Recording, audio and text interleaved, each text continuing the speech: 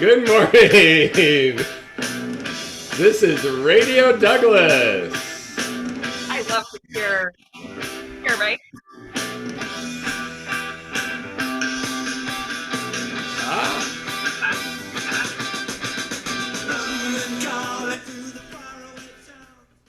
Good morning, everybody. Today is Friday, May the 15th. This is Radio Douglas. Your hosts for today are Dr. Whitbeck and Mrs. Lareniga, and we have a surprise guest for you in a bit.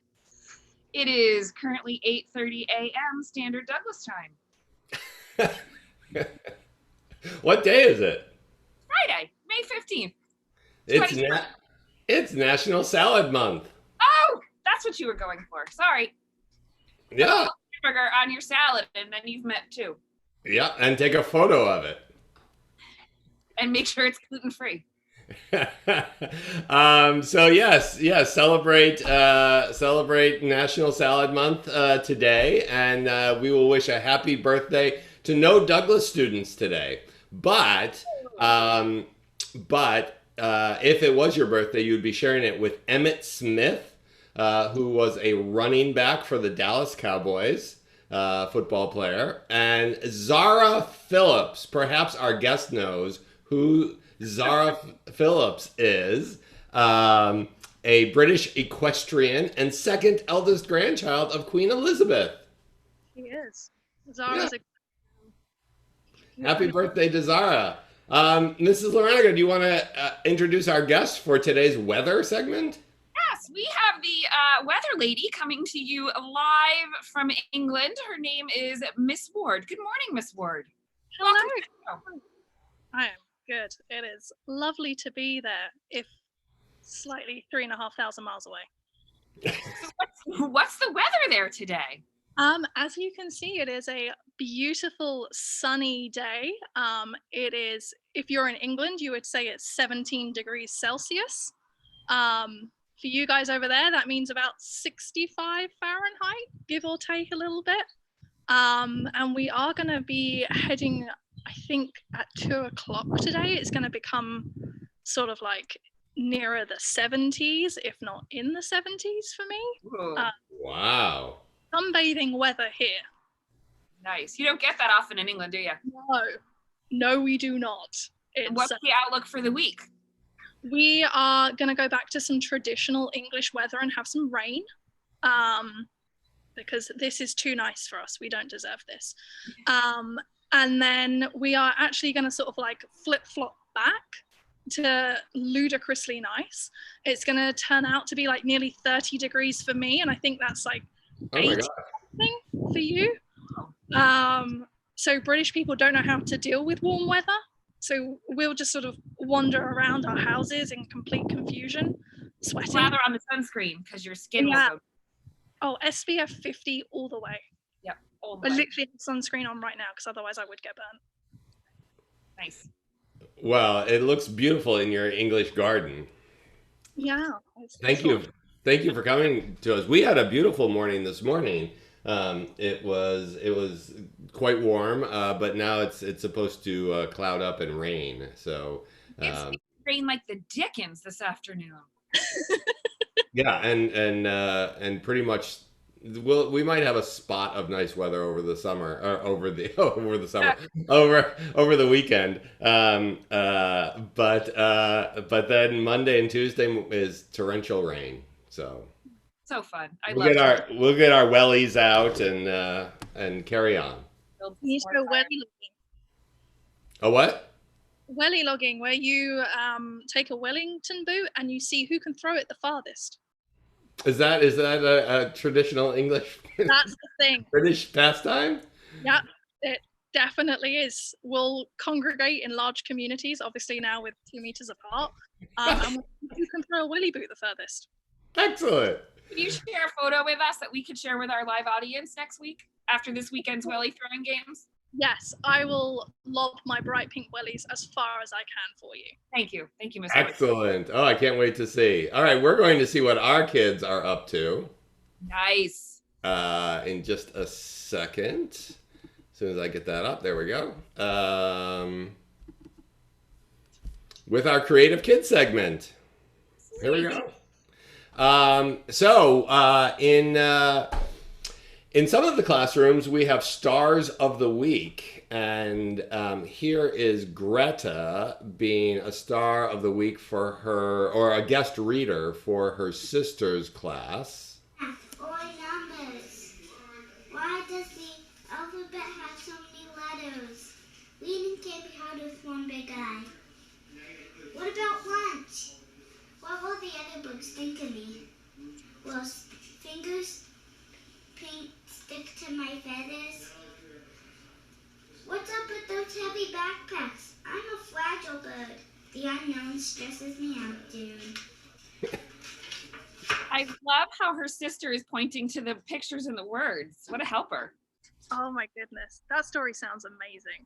That's Mo Willems, and it's all about a pigeon. It'd be a good one. Very popular book here. It'd be a very good one act. Oh yes. It's a great reader as well. And now some quarantine antics. I love this. This should be a new segment on the show. This one has been really boring, so we decided to do a human seesaw. Go. So, whoever you're swinging with will jump on the swing, and you will nicely put your legs through their armholes. Yeah. Swing till a point where you want to stop. And when you get off, it's the biggest problem. So you have to. So your person has to arch their back and nicely lift your legs, and then you just slide up. Oh my goodness, they did it. Isn't that fun? Antics is the right word for that. Yeah, I've never seen anything like that before in my life. It's maybe No, it's just an American thing. I want to build a swing so Mrs. Whitbeck and I can do that. Oh, now silence! I have stumped Mrs. Lareniga. She has no comment whatsoever. I don't know where to go with that, so I'm gonna leave it. Look at these gorgeous masks. Yes, the Curly family. If you have not heard of them, they are a Douglas family. They are running the Betsy Ross Mask Organization, and they've been featured on the local news. They are making kits and masks for all kinds of organizations. This is a screenshot of their website, of their Facebook site. And you can just go on Facebook and type in Betsy Ross masks. And they are doing a marvelous job of providing masks for hospitals and nursing homes and individuals and all kinds of organizations. Incredibly generous way to face this pandemic, to be doing something for others like that. And those masks looks beautiful. You'd be happy to have one. Thank you so much, Curlies. Yeah, so reach out to them, see how you can support them, or if you need a mask, reach out to them and learn more about it. Good job, guys. Hi, Aiden. Hi, Bella. This day in history, very famous day in 1940. Richard and Maurice McDonald opened the first McDonald's restaurant in San Bernardino, California.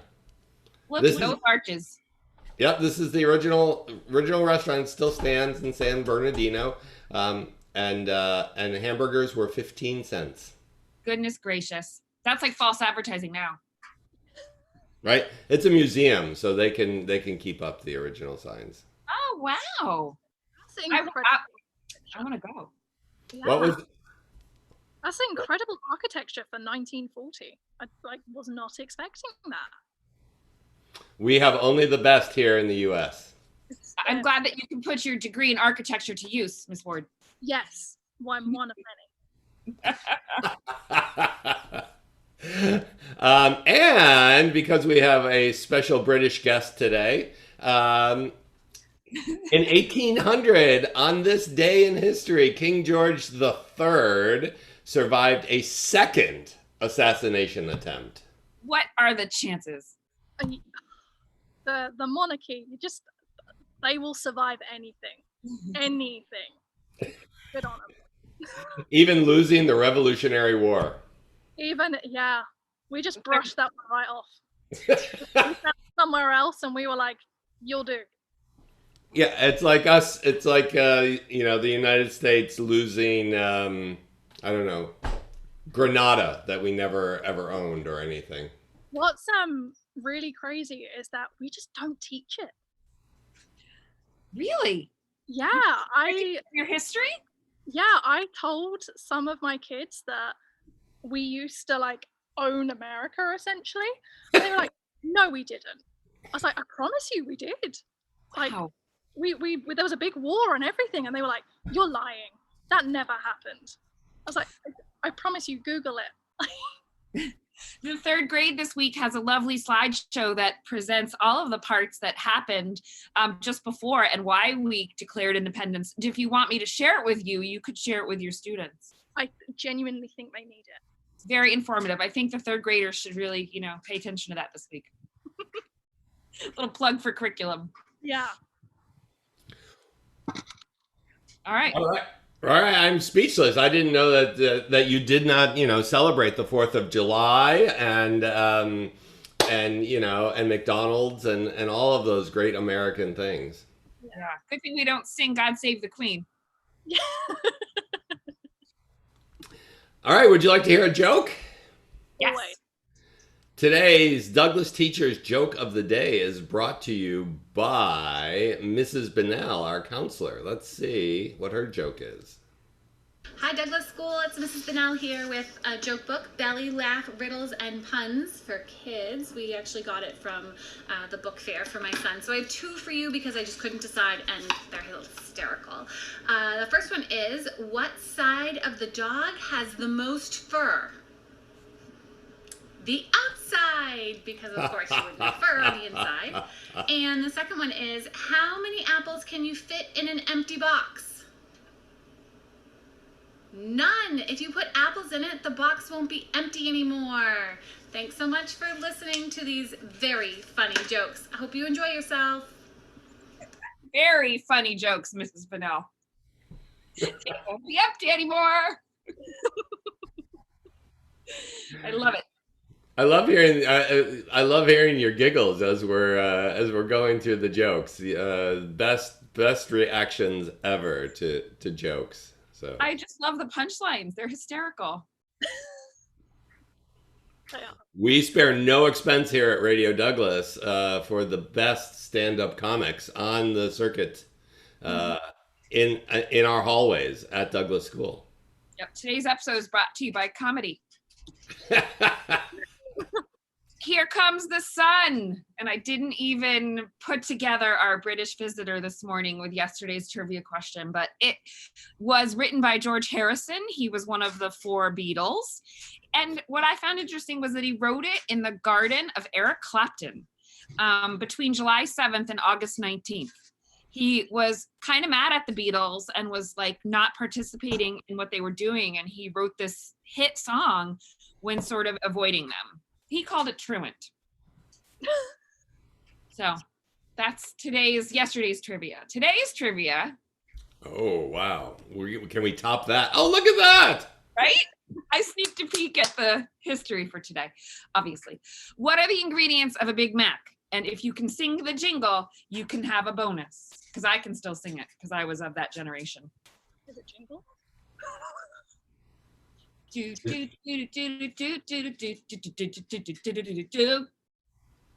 I'll keep going. Nope, that's good. We know I shouldn't sing on air. Or life.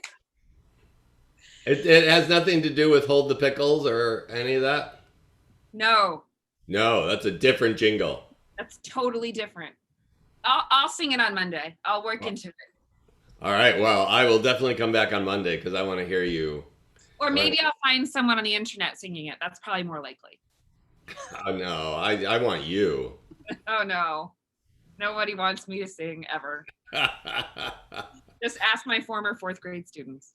So now usually we would do the and now for something entirely thought provoking. But I thought it would be fun to see if Miss Ward was truly from London and do a little bit of British slang. Ah, She's very posh, I understand, so she may not understand the slang. But have a cup of Rosie Lee. Rosie Lee. Oopsie. In your English garden. That is classic. We've paid for a very, very, very good guest today. Let's see if she knows her British slang. So here I'm going to read you a sentence, and if you can translate it for us, see if you can. Jenna is such an anorak when it comes to trivia. She's like a burden. She doesn't know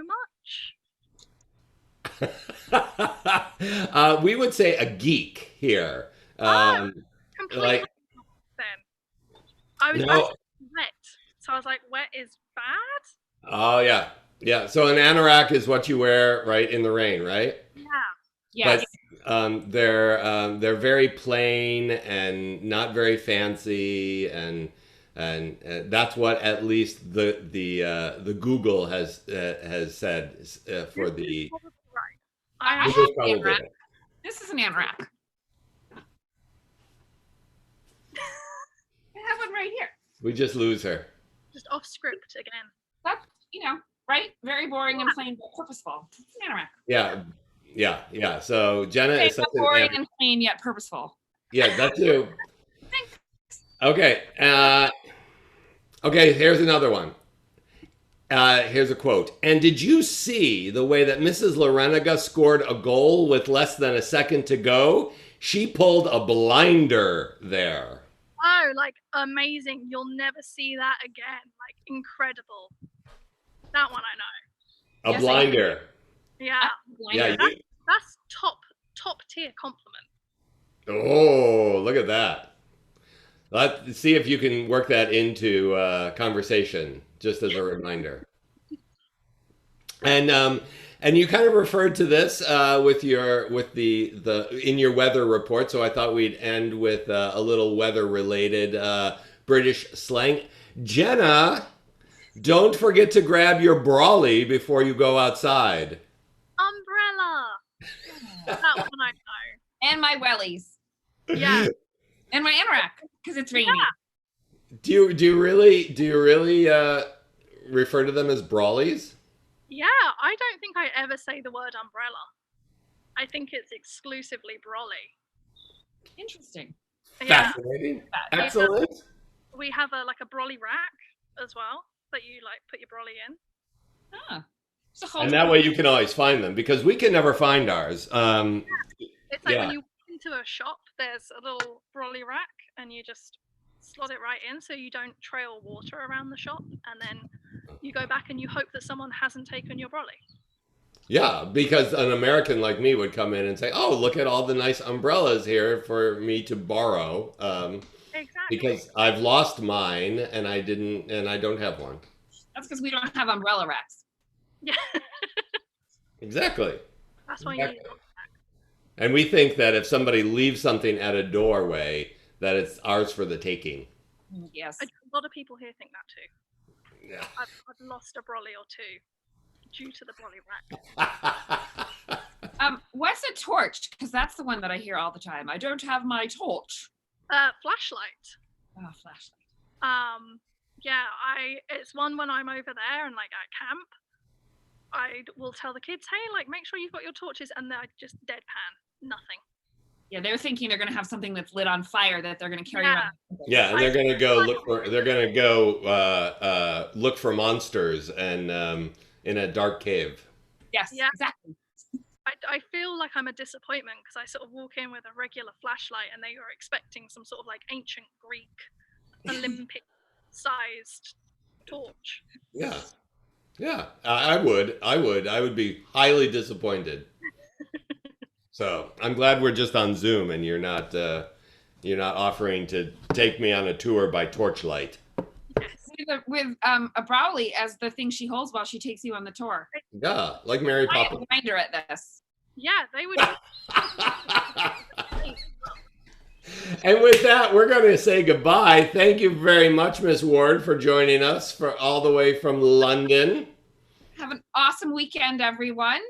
Tomorrow's supposed to be lovely. Get outside. And my last London reference is to have a fortnight of fairy cakes and fish and chips Friday.